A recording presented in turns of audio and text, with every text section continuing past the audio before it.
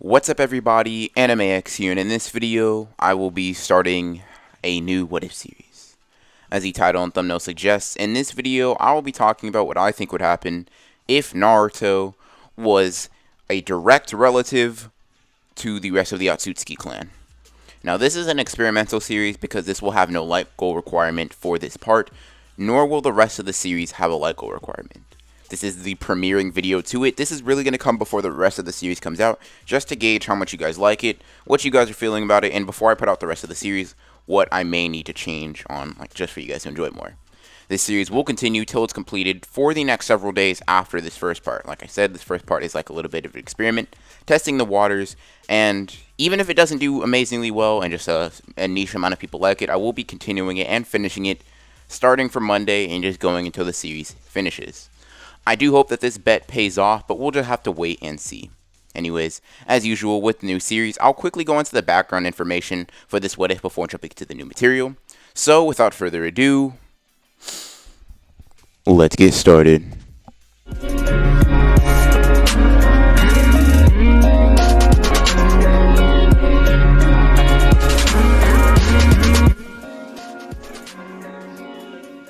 Now, before we get into the story, there's really one main thing that I'd like to establish.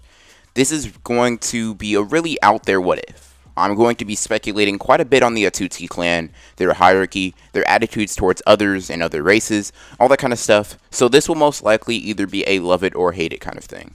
Either you like the idea of me taking on a massive amount of creative freedom and me having fun with this what if, or you don't, and you really like the more rigid, stick to the script type what ifs. I do hope you all do like the what if, but I know that I cannot please everyone.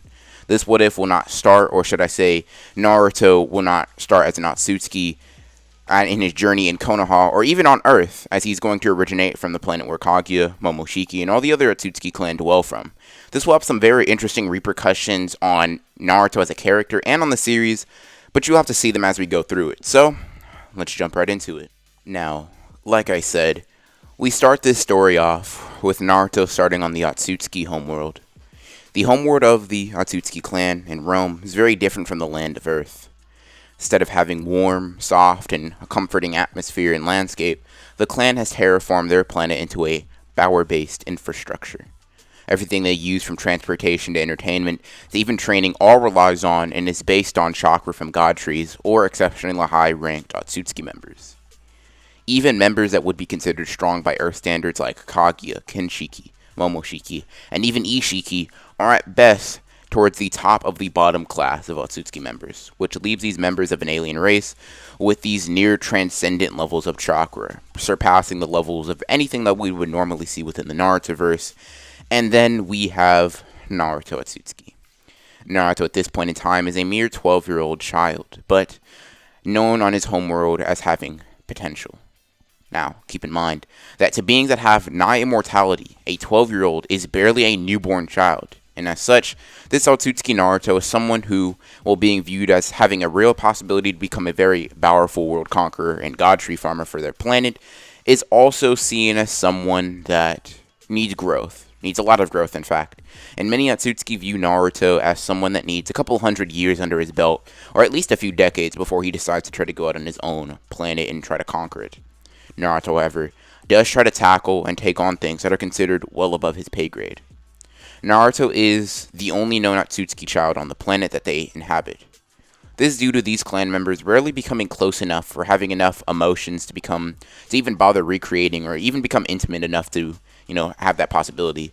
Especially when these Otsutsuki are immortal as long as they continuously pump themselves full of chakra from multiple god trees across the universe. So, not only do they not have the same types of emotional connections that humans can, they also have really no motivation as the race can continue solely based on the amount of chakra that they farm from other planets.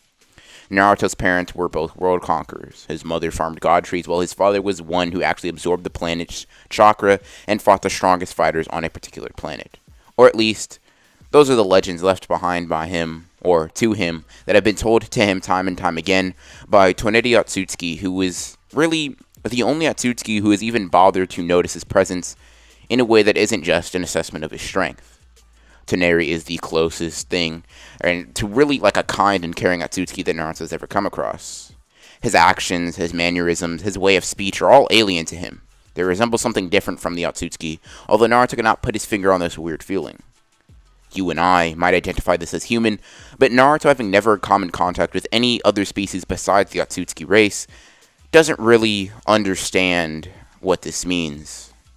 The Otsutsuki race are much like the Saiyans from Dragon Ball Z in the fact that they basically value fighting, they value strength, and they value combative ability more than they value anything else.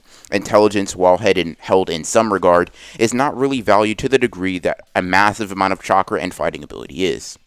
And like I said, even high-level fighters compared to the level of Earth, like Momoshiki, are considered rather weak and basically have the highest position of police officing over lower-ranked Otsutsuki members, like Kaguya.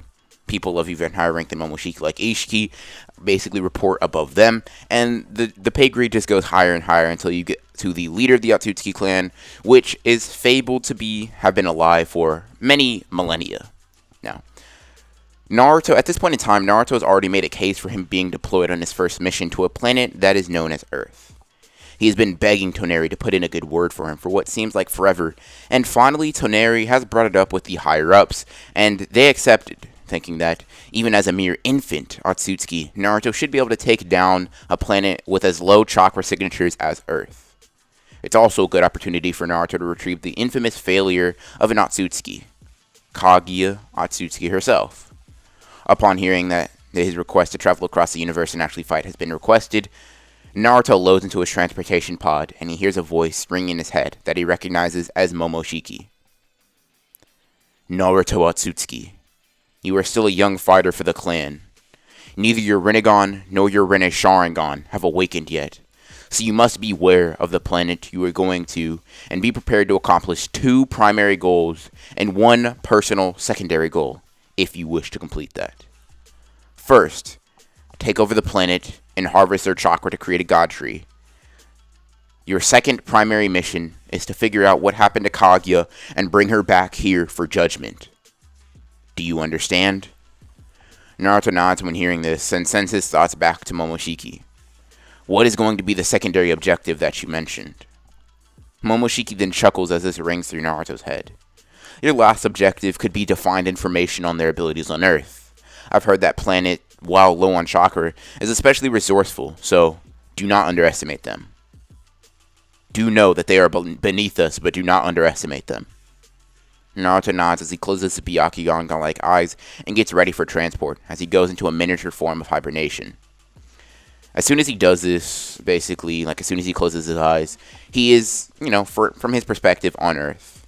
Once Naruto opens his eyes, his surroundings are completely different. He notices first that the ground he is standing on is green and soft, much unlike the metallic-like ground that Naruto had found all over the planet where he was born. He feels the wind blow by him, and a strong smell of nature and fresh air hits his nostrils. All of these things feel foreign to Naruto, and Naruto then lets off a smile as he is happy to finally get off of his homeworld and finally be able to prove his strength to the Otsutsuki clan. Naruto jumps into the air, testing his abilities for a few minutes, rolls around in the soft grass, and truly just enjoys himself, almost like a kid would, and not like a war machine, for a very short while, before he gets truly serious. Naruto then stands up and strains his pale, gray eyes. Unleashing the Byakugan, he looks around. In one single glance, Naruto's advanced Byakugan, which surpasses the levels of regular Hyuga, Naruto is able to clearly see 2 separate villages separated by continent and distance, showing just how strong his Byakugan is. He sees one village full of people with almost no chakra compared to him, and finds himself uninterested upon looking at this planet, until he sees a creature that seems to have 1/10 of the chakra level that he has, which, for a random planet, is pretty impressive in Naruto's mind. Even though he doesn't have the most amount of chakra that any Otsutsuki can have, having 1/10 of any Otsutsuki's members' chakra is an impressive feat for someone that isn't from the clan. Or at least, that's what Naruto's told. I wonder if that's the extent of this planet's chakra. If that is, there's no way I can make a decent god tree from here. Naruto then flies into the air and looks down at the planet from a couple thousand feet. And as he looks down, he's able to identify 9 relatively strong chakra signatures in comparison to the other surrounding ones.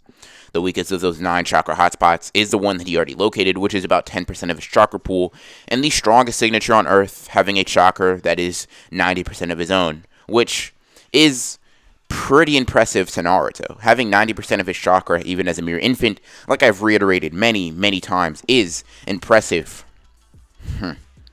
If these beings were to combine their forces, they might overwhelm me relatively quickly. I'm gonna have to take down these one by one and get enough chakra to plant the tree. Naruto then sets his sights on the tailed beast that has the most chakra, and slowly trots in that direction. In a few hours, he is able to reach a civilization and village that is made up of a bunch of who he identifies or who he has been told are humans. Now at this point in time, Naruto is witnessing Kurama's attack on Konoha. As he observes the shinobi fight against the beast, Naruto finds himself pitying them for their weakness and true inability to fight. Why must they fight against a beast clearly stronger than them? Are humans really that vain? Are they that dumb, stupid? As Naruto watches the Kyuubi charge up a tailed beast bomb with his Byakugan, he sees the amount of chakra volume and density that this attack has, and sees that it could even harm someone like Toneri based on what he's seen. These humans have no chance to deal with something on this level. In fact, this planet might not even have a chance to deal with something on this level. Kurama then launches a Biju bomb, and as it heads towards the 4th Hokage, Minato stands in its path. Then, just as this attack is about to hit, Minato uses the Flying Raijin to teleport the attack into the far distance. Naruto's eyes widen when he sees this, and he is just confused. What the? That human just redirected that explosion with that level of chakra? No, that can't be possible. Naruto then continues to watch the interaction of the Kyuubi and these villagers, and starts to really see that these humans with almost no chakra are able to fight off stronger and much more fearsome beasts than he would have expected. This planet can definitely not be of the lowest rank. No wonder Kaguya hasn't returned to the Homeworld yet. If humans are able to take down beasts like this quite easily within single civilizations, if humanity banded together, they really could possibly be a problem. As Naruto thinks this, or as he really decides to come to this conclusion, the reinforcement of the Otsutsuki clan's superiority complex really starts to hammer itself into his mind. He really starts to think about the reiteration that the Otsutsuki are above everyone, and he pushes the thought of humanity even being a threat to anyone, even as weak as him compared to the other Otsutsuki clan, is pushed out of his head. Naruto then continues to observe from above, however, until he sees that this monster, this 9-tailed fox, is preparing to finish off the humans that he had found rather interesting, or relatively unimpressive compared to Otsutsuki, but more than what he would have expected. He then sees this as an opportunity to actually absorb this tailed beast while it's distracted, and just absorb it into himself to gain its chakra, and essentially double his chakra levels and double in strength. I guess the clan truly was right to write off humanity like that. They're all weak and feeble. Without hesitation or fear, Naruto swoops down at top speed towards Kurama. Then, before Minato, Kushina, or even Kurama himself can attempt to do anything, do anything or react to Naruto in any way, Naruto appears in front of them and absorbs Kurama, turning him into a chakra pill and eating him. Now, as this happens, or after doing this, he floats down to the dying Kushina and Minato with them exhausted of chakra, Kushina dying from Kurama being taken out of her, and Minato dying from, not killing Kurama with the Reaper Death Seal, summoning it, and attempting to use its abilities. He looks down at them with no expression on his face, no sympathy, no fear, no sadness, nothing, no human-like emotions. Minato and Kushina look at him with their dying breath, gasping for air, and just seeing this strange, alien-like figure float down and stare at them. Dying humans. Before you'd go, I'd like to commend you for your ingenuity and with your use of our chakra. But in the end, the power that this beast had was much too great for you. In your dying breaths, just be glad that you can die peacefully before this planet is taken over by the Otsutsuki. Minato and Kushina look at Naruto, completely confused and flabbergasted at what could possibly be happening. Not only is someone floating in front of them, but his pale white skin is really starting to be strange to them. Naruto then, without wasting his time on these mere humans anymore, turns around and flies off into the distance, leaving Minato and Kushina extremely confused and surprised as they gasp for their last breaths and pass on.